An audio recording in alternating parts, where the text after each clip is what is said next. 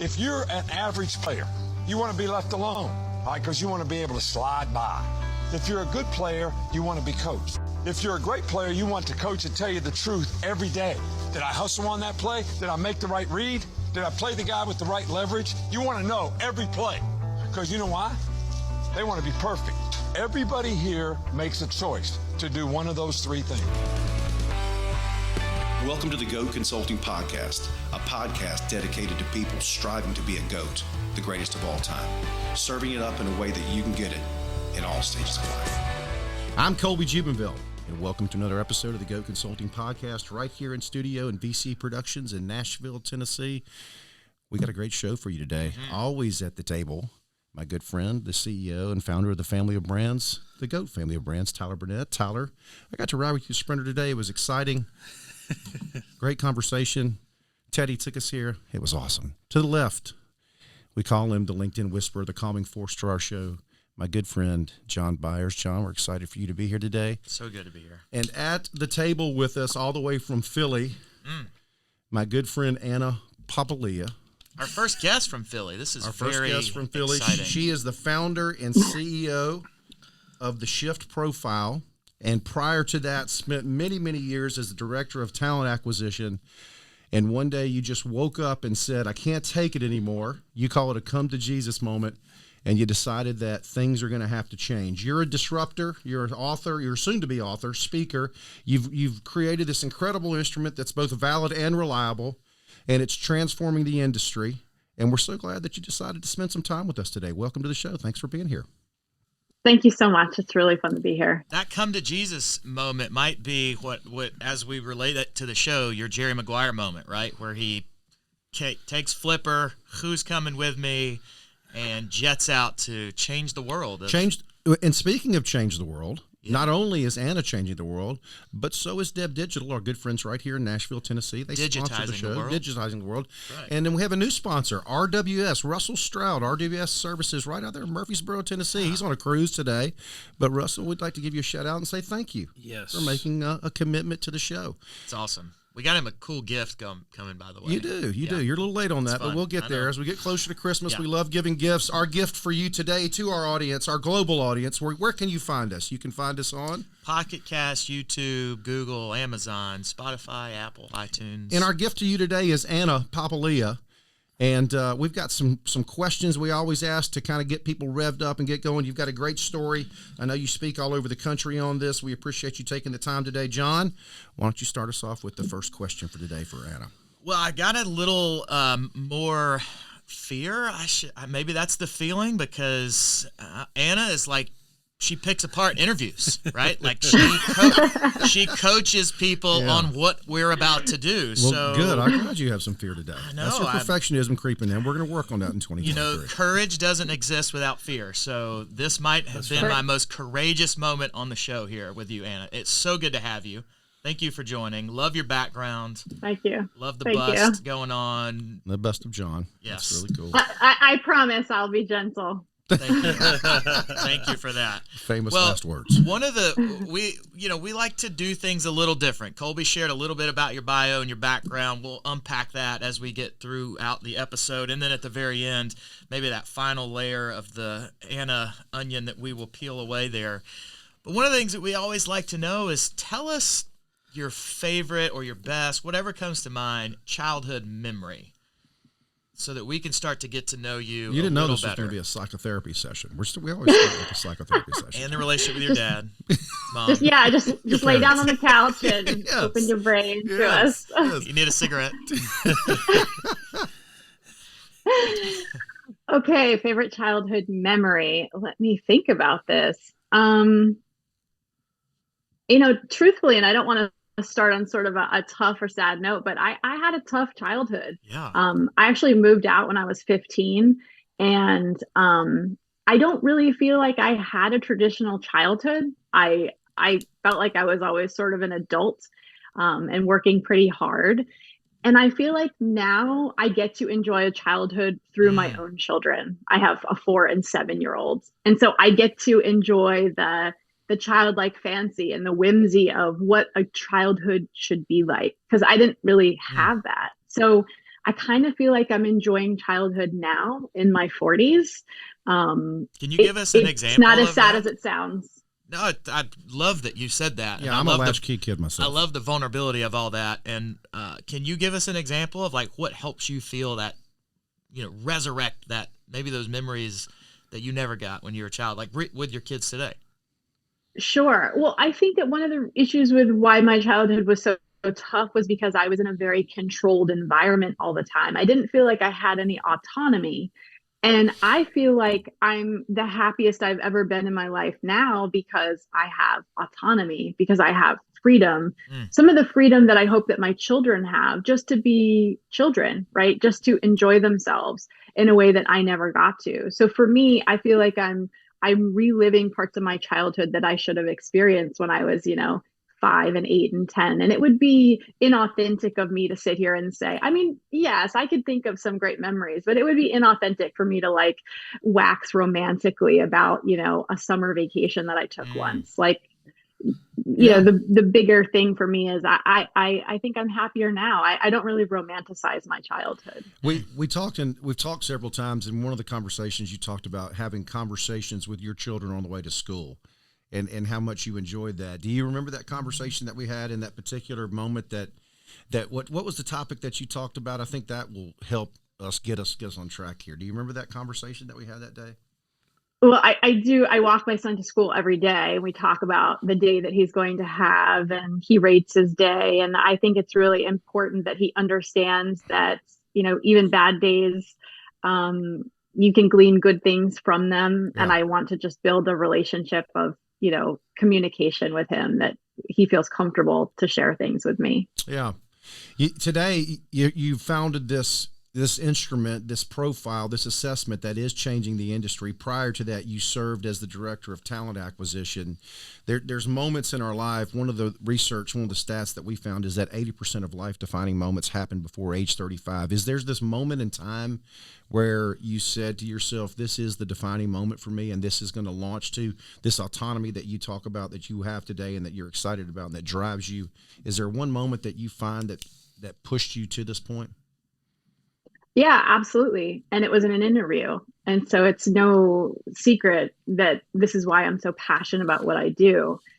So I moved out at 15 and I got a job and I paid my own rent and I got myself through high school. And I really just only ever wanted to go to college. I wanted to change my life. And in that way, I thought that, I could change the course of everything if I could get into a good school. So I applied to the University of Pennsylvania after spending a little time at a community college and doing all the things I needed to do. And I was asked to come in for an interview in the admissions process. And I'll never forget it. Talk about a defining moment where there was like a before Anna and an after Anna. And I went into that interview and I didn't have much strategy other than I have to tell my story. I have to be myself because that's all I had. I didn't have the greatest SAT scores. I didn't have, all these extracurricular activities that other students had because I had to like move out on my own. And I developed this grit and this determination. So I just knew that the only way to talk about myself was to just be honest and to share my story. Anna, and I did. Can we pause for just a second? Because you've mentioned this a couple times and I keep wanting to find out. When you were 15 and you moved out, where did you go? So when I was 15, I moved in with my grandparents for a year. Okay. And I got a job at a sandwich counter in a gas station. Awesome. Yes. Yes. I worked, 4 or 5 days a week, and the story gets pretty sad. I came home from work one night to find my grandfather had just had a massive stroke. Wow. And he was like my advocate. He was the person that kept me safe. He was everything. And that changed everything. My grandmother was consumed by his care. It's a long story, but I was basically sort of asked to go back to my parents' house, and I refused. I said, I'm not doing that. I'm not going back there. So my boss at the sandwich counter in the gas station was very empathetic, and she herself had moved out young. And I went to her house and I stayed with her for a couple months. Wow. And then I stayed with my best friend's family for a little while. And then I got my own apartment when I was a senior in high school. I think this just turned into like a pause cast or something. I don't know. Thanks for sharing that. Powerful. It's probably, hopefully we'll learn a little bit more about that as we try to get through the rest of this conversation.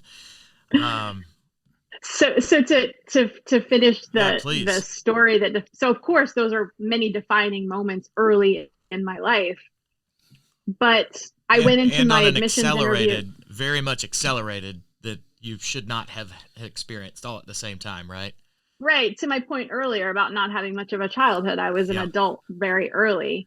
So I went into my college interview thinking, I don't belong here. This is an Ivy League school. There's no way they're going to admit me. It was sort of a Hail Mary, like, hey, this is who I am. And I basically told them the story that I just told you guys, that I moved out young, that my entire goal was to get myself into a good school. I wanted to make something of myself in my life.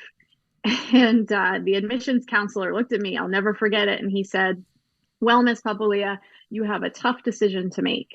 You can wait for the letter, or I could admit you on the spot.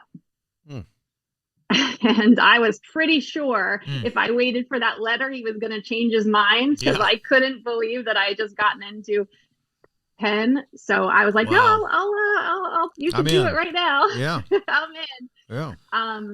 That changed my life. My entire life changed in that interview. Wow. An interview can change your life. And then I went on to study psychology, and then I started a career in HR. And then, truth be told, recruiting and interviewing literally fell in my lap.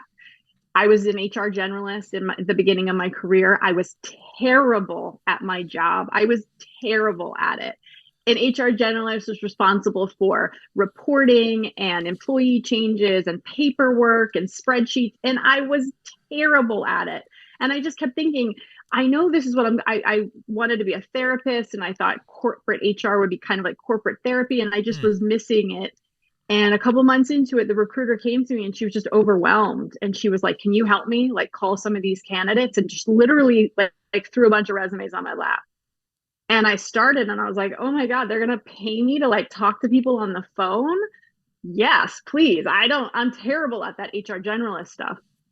And it was love at first call. It was such a click for me. It was all of my skill sets came together, and I just loved it. I was very good at understanding what the company needed, what the hiring managers needed, and figuring out who these people were in a short interaction.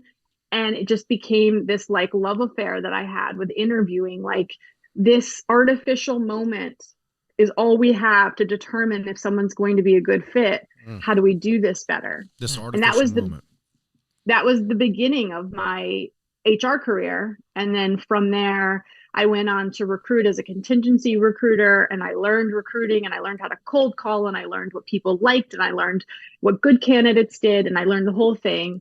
And then I went in-house and became a director of talent. Well, I was first just an entry-level recruiter, and then I was promoted very quickly a couple times and took over the department.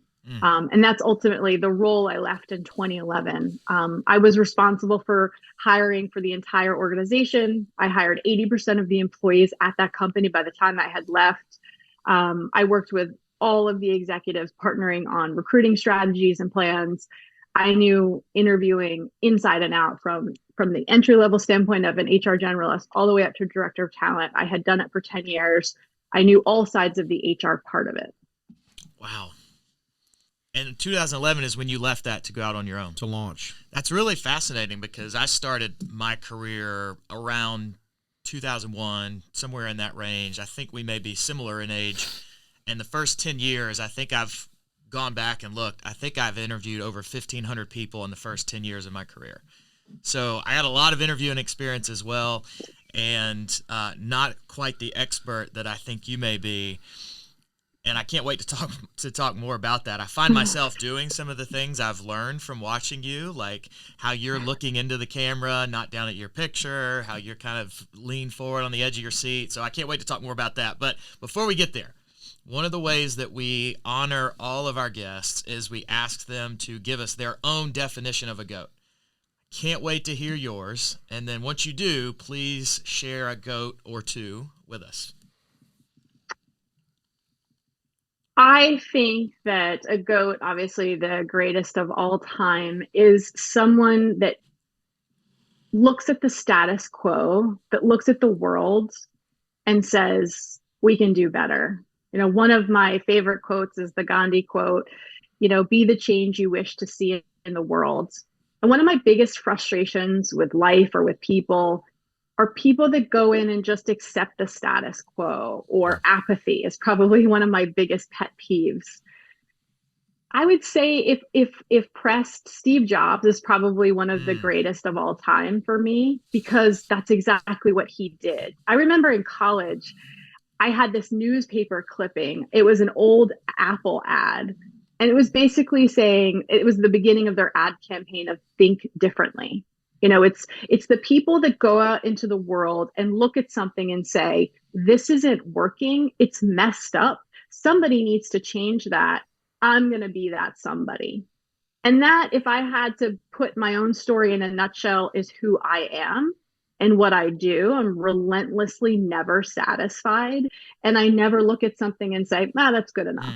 So now, that's a great strength, but it's a massive weakness too, because I'm never satisfied. Yeah. I resonate with that. Resonates with me. That certainly resonates with me. And they do it, Jobs and people like you, they do it at their own detriment, at their own cost.